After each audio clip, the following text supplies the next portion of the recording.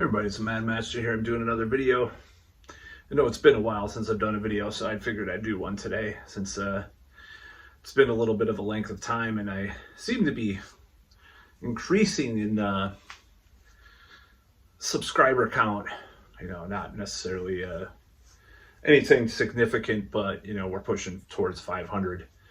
So hopefully, you know, maybe by the time this time next year it'll be 500, or maybe it'll be 1,000 10 years from now or something. No, I'm just being really black-pilled about my YouTube career. I don't really care one way or the other. I got plenty of other ventures that I'm working on, so you could watch out for that. Even on this channel, I might even talk about that a little bit. Got a lot of stuff going on. So anyways, this video is about Graham Hancock, who I have a book by Fingerprints of the Gods right over here, and his recent Netflix show, which I haven't actually watched. I just don't have time to watch something that involved right now, even though I just watched 2 episodes. Elephants episodes of the Twilight Zone from back in the day, because I have a new big screen monitor where I can watch stuff a little better. So, but yeah, so this show, you know, I was just like, oh, it's cool that he's involved. You know, you've had all these other people involved with these like Discovery Channel shows. I'm sure he's been on there too, or you know, Sci-Fi Channel has this stuff like Ancient Astronauts and all this stuff. So I'm like, oh, it's cool that I guess it's kind of cool that they have this on Netflix. You know, it's kind of interesting. Maybe I'll give it a watch sometime. It's kind of interesting. He's been in the media a lot because he was on Rogan and stuff like that. Used to be on Art Bell all the time and Coast to Coast AM. So I'm like, cool. And it was like, no big deal. You know, it's just a show. I don't really buy into a lot of it, but I buy maybe some of it is plausible, you know. But then I come across these articles and I'm just laughing my ass off, because it's like you can't do anything without like invoking the hatred of these people. That is to say, the wokesters nowadays. Now I have a question, first of all, before I go into what I've read about this. Where were you when all these Discovery Channel shows and all these other cable shows were around? Oh, I guess it's on the problematic Netflix streaming service. Already problematic for Dave Chappelle and, you know, not having as much of a, you know, woke presence anymore. They're kind of poking at a lot of the different things with the Dahmer show. And, you know, some of their shows are just not as like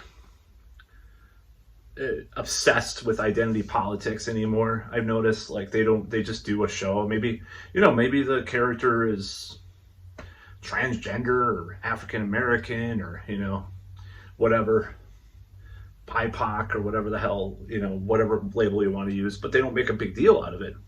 Just happen to be on the show. You know, they happen to be the hero of the show, but they don't really talk about that. Or maybe it's a white person too.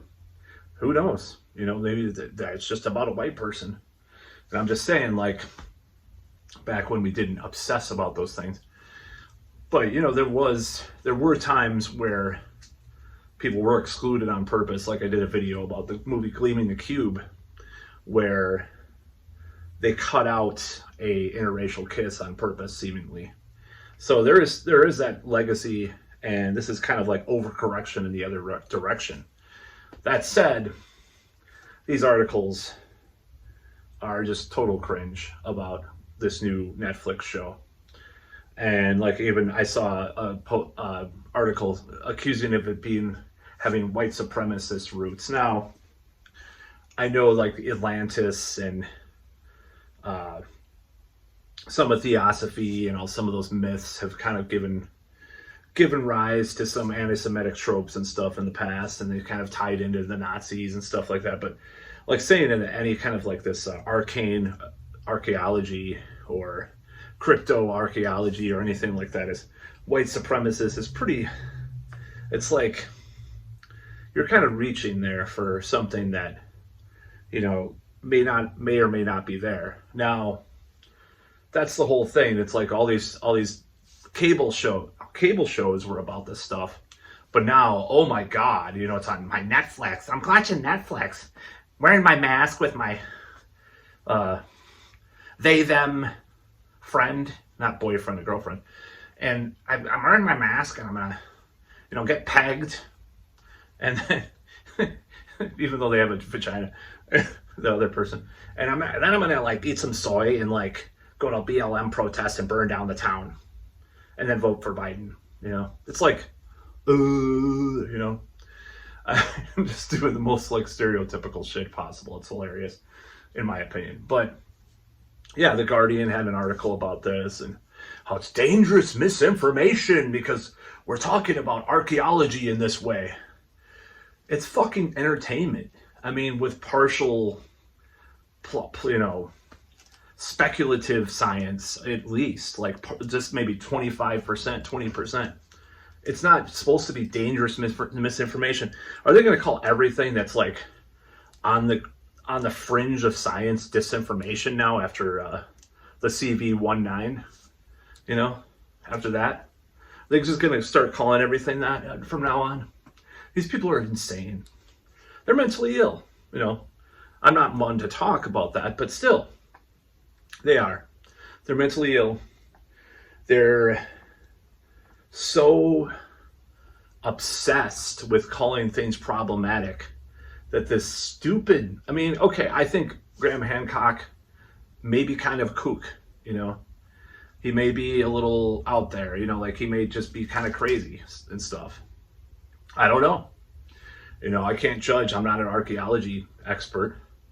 That's one science I would definitely do if I would have gone back to school and stuff, is archaeology, or, you know, if it's not English or, you know, things like that, or history, it would probably be archaeology, because I'm obsessed with that kind of stuff. So I do have an interest in some of that stuff anyways. That's why I own a Graham Hancock book and some other books like this book, where is it? The Bible Unearthed. You know, it's about how, you know, what historical events happened that the Bible was based on, and the chieftain that they based David on and stuff, supposedly, you know, plausibly based on him. It definitely disproves a lot of the crazier stuff in the Bible, but it doesn't necessarily disprove all the history. It's just kind of a speculative basis, you know, for things. So it's just like, you know, are we going to just be like policing every little thing? Like, you can have no imagination with these people.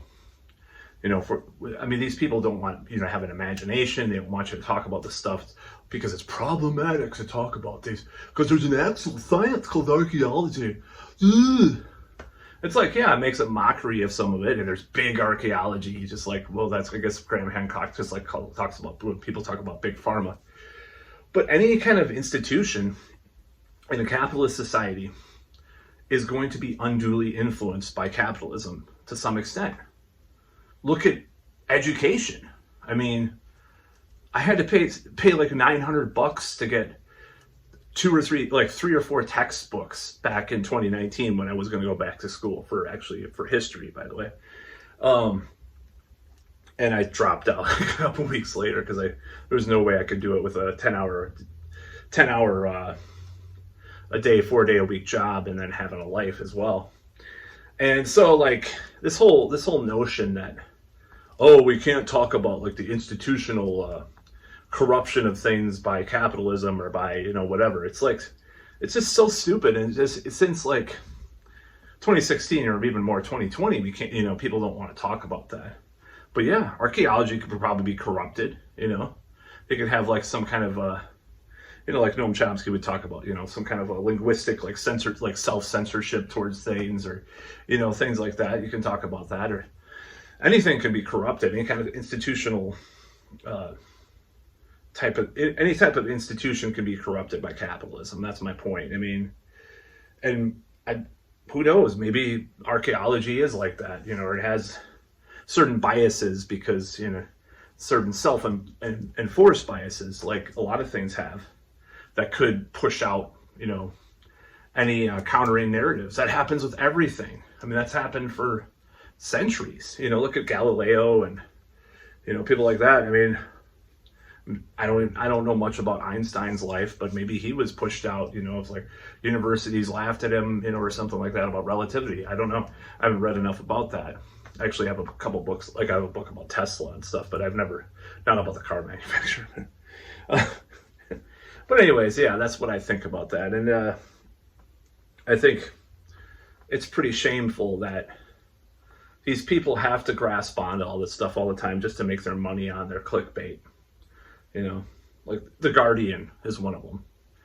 And not that The Guardian has an exactly great track record of everything, because I found this site about a certain type of, I'm trying to use a code word here, the hobo code as they call it. They have a certain track record on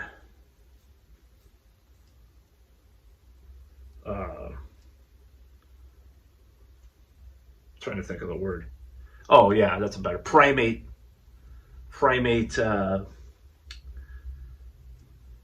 range. Just use your imagination, primate range, right?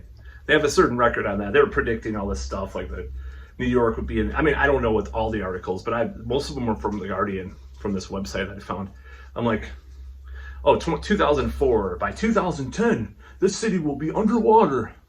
Like, Jesus Christ, talk about nuts. Like, I do believe that it exists, what I'm talking about, primate range, but I think that they're exaggerating some of it some of the time. Of course, maybe they're not in some other ways, but that's not what this video is about, by the way. So that's about all.